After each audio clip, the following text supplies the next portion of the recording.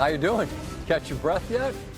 What a thrilling end to the Sunday action in the National Football League. Hi there, this is SportsCenter from the nation's capital. I'm Scott Van Pelt. A full recap, highlights, reaction. We begin with the best thing I saw today. Take a guess. Just an astounding rematch of a divisional playoff game from a year ago. It's Buffalo and Baltimore. When last we saw Lamar Jackson, he was leading his team down the field for a score. A drop two-point conversion that could have tied the playoff game. Keep that in mind as we watch this. And Derrick Henry. It's like the Yulee highlights in high school days, except these are grown men. They can't tackle him. He passes Jim Brown, 6th all-time in rushing touchdowns. He's not done. There he goes again. Get off me. There goes Henry, a gain of 49. 2nd and 5 in the red zone. And they've got so many different ways to scheme you. You get Andrews, the tight end, out there blocking, and there goes Jackson, 200th career rushing touchdown. 200th career touchdown, 34 rushing, I should say. They lead by 10. It's a 3-point game at the. They get 3. It's a 7-point game at the half. Here comes Zay. Zay Flowers makes it a 14-point game. And Baltimore is playing throughout the second half from a relatively comfortable advantage. 4th and 5. Looking deep. That's Joshua Palmer. Jair Alexander gets there prematurely. That's PI. The drive continues. James Cook had a little hold in over the summer. Wanted to get his contract situation figured out. He had a ton of touchdowns last year, 16 of them. He takes that in. They go for 2, don't get it. 8-point game. What a catch. It's Nuke Hopkins, his first target in Baltimore, his first catch in Baltimore. Just incredible. And that pushes the advantage back to 2 scores. Speaking of pushing, Lamar Jackson doesn't take kindly to somebody reaching out and tapping his teammate on the head, and Jackson pushes back. 2nd and goal, Buffalo right back down the field. And Josh will do it himself. We're in the 4th quarter, down 15. They haven't erased a 15-point 4th quarter deficit since 1967. This is 3rd and 10.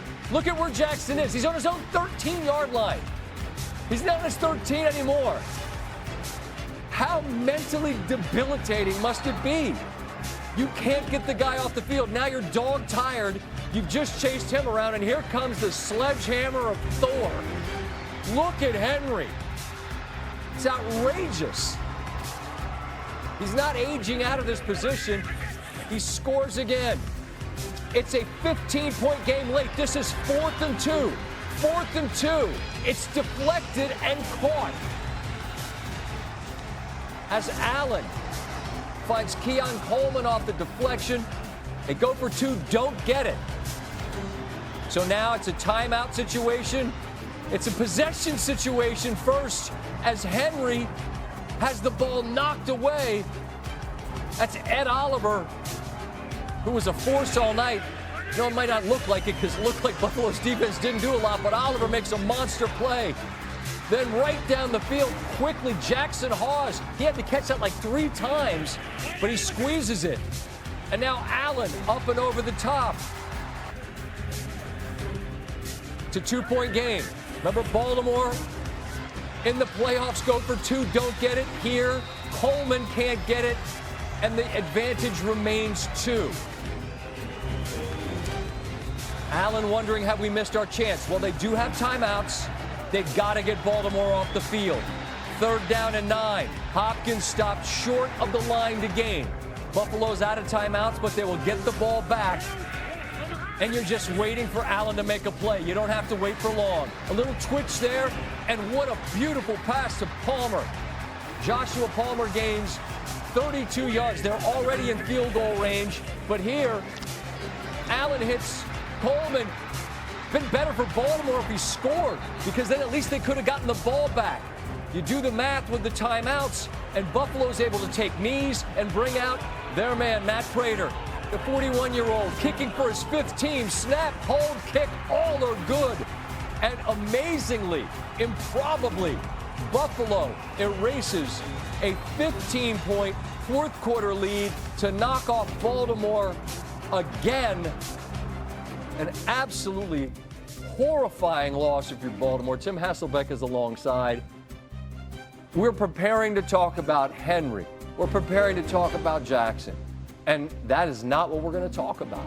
How does Buffalo manage to win this football game beyond what we just saw? How do you just explain it? They stay in the fight because they believe in their quarterback. Think about it, the entire time, the whole game. It just felt like they really were kind of lagging behind, right? They didn't really have an answer defensively. And then it was like, but they were still in it. You looked at it, it was like it was 14. Sometimes it was 16 points. But for whatever reason, Scott, with Josh Allen as your quarterback, you don't feel like you're completely out of it. And then just one turnover and the quick scores that can come from that, like you feel like you have a chance.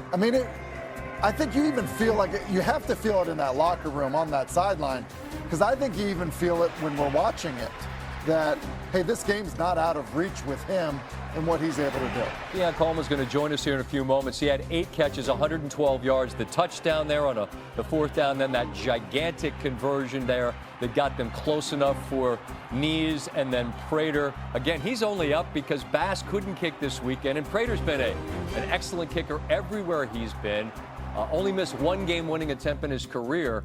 And there's 2 sides to this story. And the Baltimore piece, I'll save that until after we visited with our guest here in a moment. But from the Buffalo perspective, there's only the one hurdle left, right? You just get to the Super Bowl, and that can't happen until January/February. But to win a game like this that appeared largely beyond your grasp, the way they did, what kind of a launch point is that for a season? Listen, it obviously instills a massive amount of confidence, no matter how much adversity you face in any game throughout the season. The other thing is this, and we talked about it watching the games, is sometimes you get into November and December and you start talking about home field advantage and you start talking about all the things that matter. It's amazing. You go back to the week 1 when you look and you think, wait a second, that game's going to matter this much? It very well may, and I think that there's hope in that as well. It's like at the end of an NBA game, somebody misses a free throw and you lose by 1 and you go, oh, if they'd have made that. Well, you forget the first quarter. Well, this is very literally the first quarter of the NFL season, the first game of the NFL season, and Buffalo wins this way. I'll get back to you in just a moment, and we welcome in to the show for the first time, I believe, it's Keon Coleman. Hey, Keon, it's Scott Van Pelt here on SportsCenter. Thanks for taking a second to throw in a headset. I'm just talking to Tim Hasselbeck. We're trying to figure out how the hell y'all won this football game. You just walked off the field in Buffalo. How do you describe that wild sequence there in the end? That's just the identity of our team, man. If it's time on the clock, it's time for us to make a play. So we don't count us out ever. No, and we don't. And how much of that belief, Keon, comes from the fact that the quarterback that you have is Josh Allen and the talent that guy is working with at the moment? A lot of it comes from him, man, because with him, no play is dead. So you always have a chance to make the play. So he's going to extend and give everybody a chance, and you just got to go up there and make it. And then on the flip side, we do have a great defense that made some great stops for us. So was able to, relay and rally off of what they did and then put our kicker in a great position and knock it in. What's it like, Keon, when you're watching, and your defense, I said it during the highlight, you guys made some plays, but my gosh, the way Lamar and King Henry are able to make plays as well, it must be like, I don't know, there's nothing anyone can really do. What is it feeling like when you're watching an offense like Baltimore when they're going on the kind of run that they were going on before you all came back?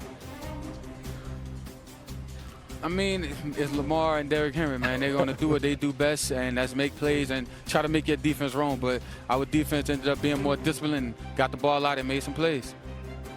I was trying to figure out, Keon, in real time, the 4th down throw. I couldn't tell if it was to Shakir and it got tipped by Kincaid, or, you made the play on it. I don't know if that